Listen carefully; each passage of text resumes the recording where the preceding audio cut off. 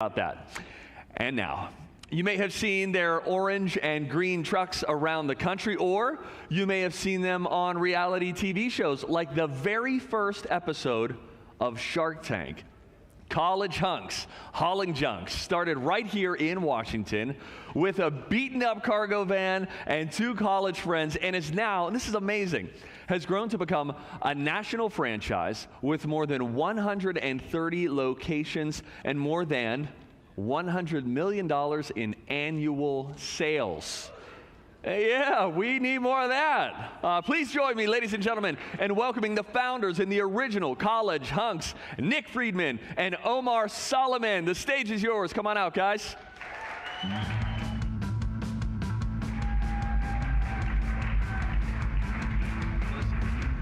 Have fun. Appreciate it. How's everybody doing?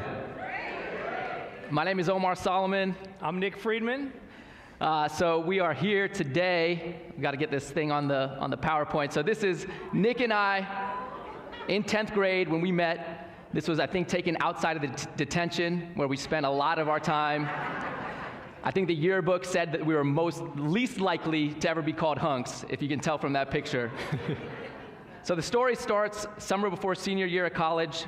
We linked back up in DC that summer, and we were really excited because we each had our summers entirely planned out. Nick had secured a very prestigious internship at the International Monetary Fund, and I was going to do absolutely nothing. I was going to sit at home, play video games, go to the pool, and my mom said, no, you are going to get a job. The word of the day is job, J-O-B. And I had done all the kind of crappy jobs that college students do. I waited tables, I worked at the mall. I didn't want to do that. I think the movie Office Space had just come out. I didn't want to have an internship filing TPS reports all day.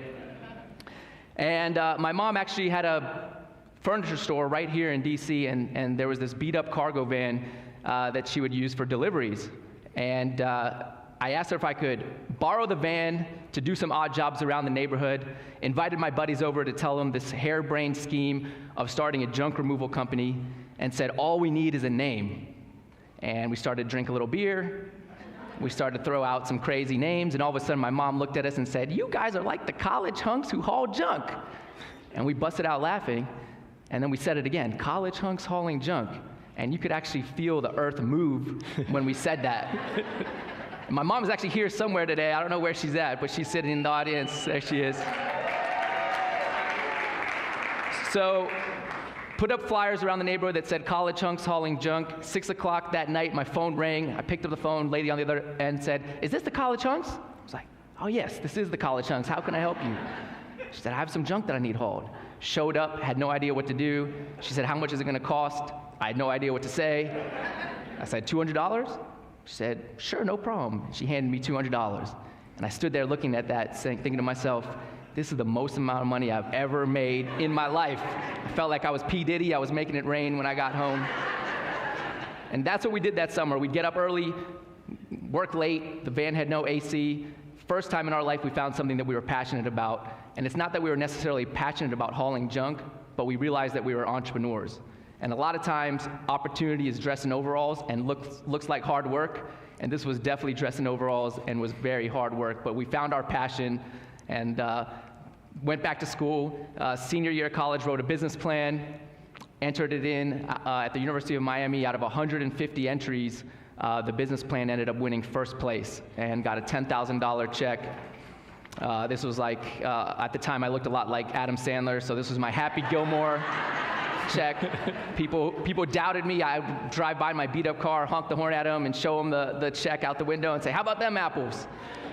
So that really gave us the confidence that we were onto something.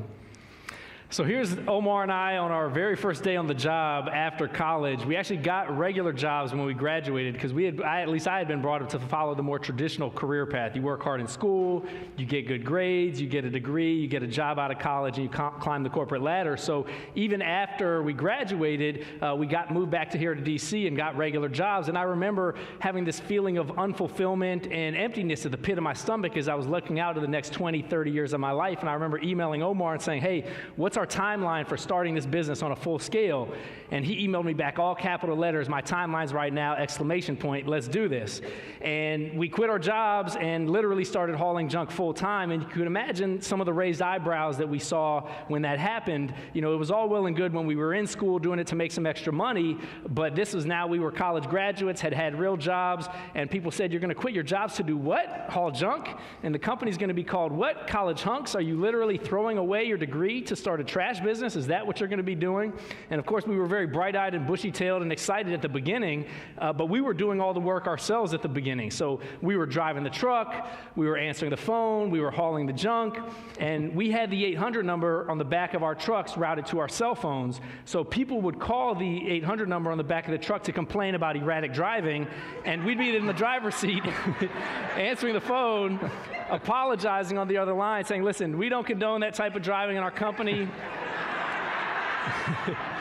We'll tell those guys to be safer on the road when they get back to the office. We appreciate you reporting that to us.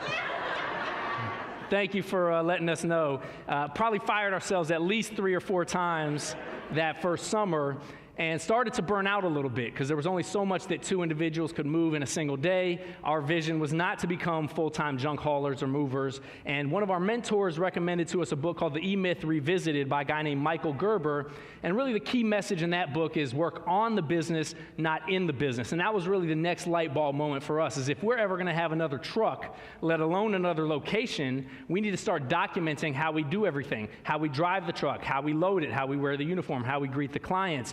And that was really the next step for us to eventually be able to move down the path of expanding and eventually franchising our business. Now, our first big break in the business was our appearance on the very first episode of Shark Tank. So we had now become and declared ourselves ready for franchising our company. We declared ourselves a national brand, and we saw an ad in Inc. magazine that said, looking for entrepreneurs that pitch business ideas for a TV show. We had never seen the show before because it didn't exist. We had never heard of the Sharks before because they weren't celebrities yet. And we were sitting around and saying, what business could we pitch? Because we weren't actually looking for investment in college hunks at the time. We thought we could continue to bootstrap and grow that organically. And we had actually talked about a sister company at one point, so we said, you know what, let's pitch them that idea. So we decided to go on TV and pitch College Foxes Packing Boxes. We can only come up with businesses that rhyme. That's where our creativity stopped. Yeah. So needless to say, the Sharks were not that interested in a business that didn't exist yet. They wanted equity in the College Hunks business. Robert Herjavec made us an offer.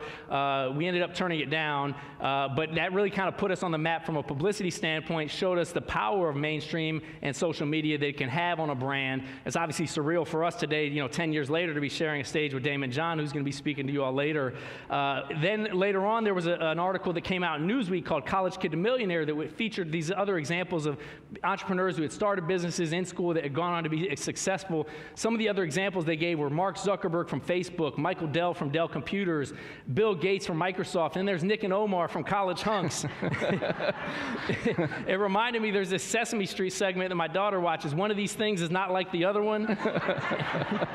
So I think that was the joke on us, but I think what that article did do was validate that we were doing something a little bit different. We had a very creative brand, very intentional focus on the client experience, but more importantly on the employee experience, and that is what was differentiating us in a very crowded industry. I mean, anybody can go out and get a truck and a website and a name and start a moving business, so we were doing something a little bit different in that regard, and those two media experiences really kind of put the business and the brand, I should say, bigger than the business, which was really kind of what existed for quite some time, and it was kind of reminding me of that saying, dress for the job you want, not the job that you have. So we always kind of walked, talked, and acted like we were a lot bigger. We had one truck for a long time that we would park in different areas of the city, and people would come up to us and say, what do you guys have, 20, 30 trucks? I see them all over the town.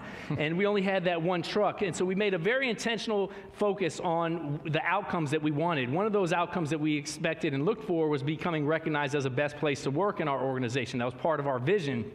And we didn't do that with just Nick and Omar forcing it. We created a committee within our team of employees and said, hey, here are the criteria that define a best places to work or a best workplace. What do we have to do as an organization to become that, to become recognized that? And it ultimately became a reality for us as well. So as you think about your own business, what is your vision that you're looking to create? What is your long-term goal, the destination that you're driving towards? And then more importantly, what are the set of core values that you have that you're going to be working to be kind of that moral compass as to how you're going to get there. And we have a slogan in our company, it's not what's on the walls, it's what's in the halls. And so the core values are not about just sounding nice or something that you put on the front page of your training manual, but they're used as a litmus test for you, who you hire, who you reward and recognize, and who you let go. And they're manifested with the stories that start to emerge and evolve from your business as well, like this one. Yeah, so those core values really all lead up to our company purpose, which is to move the world, and it's in our DNA. So if you stop a truck anywhere in the country and ask what are our core values, the team member that's driving that truck will be able to tell you what they are, but also tell you a story about how they live those core values. And when you have a values-based, purpose-driven company, amazing things start to happen organically, like this photo. One of our movers was doing a move at an assisted living facility, was in an elevator that got stuck with an elderly lady that couldn't stand, and he actually got on his hands and knees and became a human chair for her and sat like that for 30 minutes until the fire department came, pried the door open, someone snapped that picture, and it went viral all over the world. Russia, Japan, there were stories about this guy all over the world. And I can assure you there's nowhere in our operations manual that says when you get stuck in an elevator with an elderly woman, get down on all fours and become a human chair. But when you are a purpose-driven organization, these things start to happen. And so what does it mean to be purpose-driven? It's really all about building relationships and creating a unique experience